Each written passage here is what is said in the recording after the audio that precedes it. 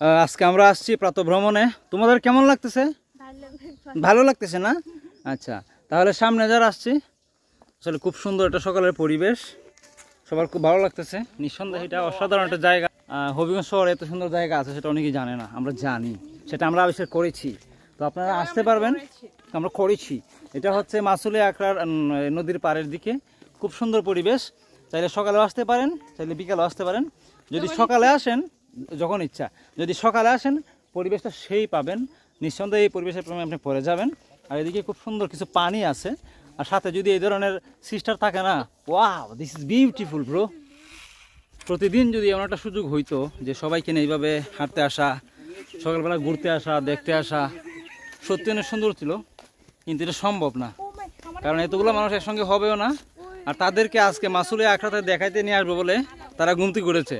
তারা সকালবেলার পাখিও না, তারা সবাই এক একজন 8টা 9টা 10টার পাবলিক।